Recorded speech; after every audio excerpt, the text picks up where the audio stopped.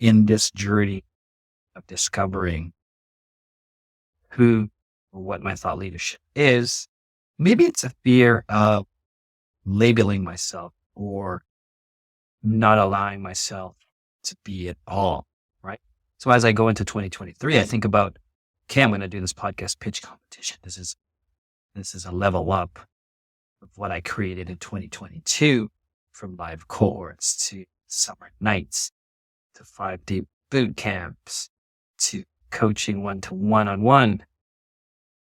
There's a quote from the movie The Samurai with Tom Cruise, where his counterpart says, "You believe man change his destiny."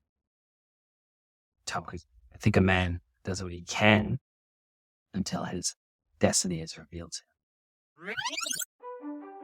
Welcome to 22 podcast mini-series that I had launched at the end of 2020 to document my 100x life. It started off where I declared that I would 100x my business in 100 days. Now I'm in my third installment of my 10-year mission to document my life, how I manifest the things that I create and the things that I learn. And in 22, I'm going to go over the 5 things that I learned. 2022. Who am I? As I started on this journey of the 100x life, the multi-passionate business leader, entrepreneur, and creator, it's continually going like, what is my topic? Who am I? What is my thought leadership? I am passionate about many things. I'm passionate about communications when it comes to the podcast platform. Passionate about communications, telecommunications, which is voice activated business. Passionate about just listening and learning, being in communication, family, my friends, my colleagues, with strangers. And as I think about my thought leadership, I'm like, God, who am I? Like, what is the one thing people think about, have me in mind, or when they come into my ecosystem? I think about communications a lot. I think about the love of communications, but it's so confusing. So many different outlets, so many different opportunities, so many things. Then I have this 100-day process, these 100-day epics that allow me to be in flow, to always create and to move forward to these ambitious goals. Am I a communicator? Am I a process-driven person? Am I an entrepreneur? What is my topic? I did a talk about a month and a half ago where I talked about 100xing your business through focus. I pitched talk to a conference, a tech conference, a SaaS tech conference, where I was thinking about why podcasts go wrong and what makes it successful in this journey of discovering who or what my thought leadership is.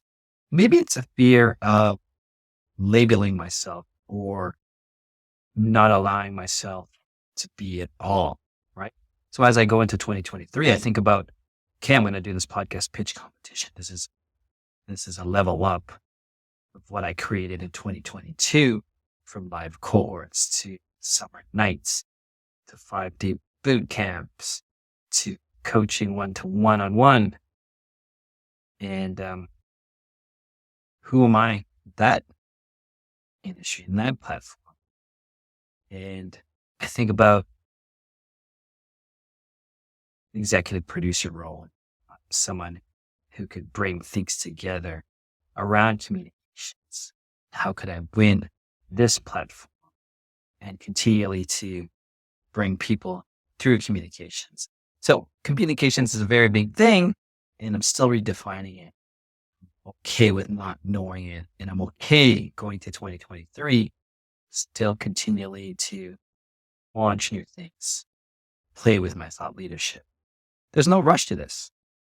And the one night I was thinking about, like, how come I don't know that you got to be an expert, got to be known for one thing? You got to write a book, as I think of friends of mine, colleagues of mine, are writing a book, and this is their stand to life. But I feel like, and I'm in belief and trust that it will come. I will know it.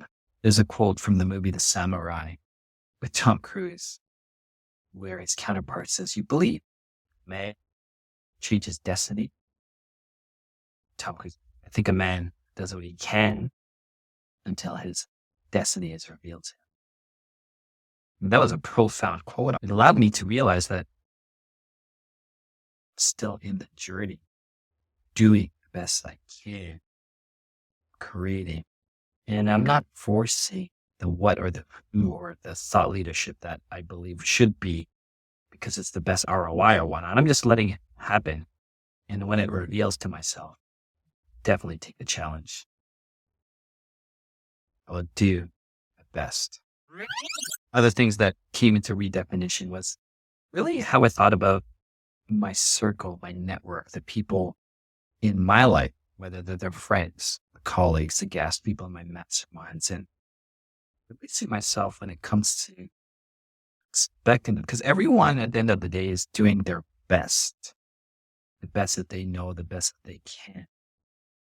It's just unfair for me to put on the expectations that I have on myself to them, right? Just because people are friendly doesn't mean you're a friend. Like, that was a quote I heard earlier this year, and I'm like, I was naive in the past where when I met friendly people as I networked, I mistaken them to be friends. And that was a hard lesson that I took home this year, because me in the past was like, oh, they're friendly, but they're not friends, because I am someone who is friendly and believe that it was friendship. So redefining what your network means when people become friends, or how did your friendship become together, right? It's really understanding that. Redefining expectations on myself. What are my goals? Are they realistic? And really to pivot and redefine my goals, my roles, and what I'm doing until, destiny comes. And lastly, redefining how family is created. This year is a big, big year for family as into 2023, from redefining family needs. This year was huge. 2022, planning, trying, agreeing to have another child, going fertility processes, having failed IVFs, and continuing to have faith and trust in what we're doing, and excited for 2023 to allow us to grow the family. On the final episode of 22, I'm going to share some of the things that I've been doing that is sharpening, and the new tools, processes, and beliefs that I gained in 2022.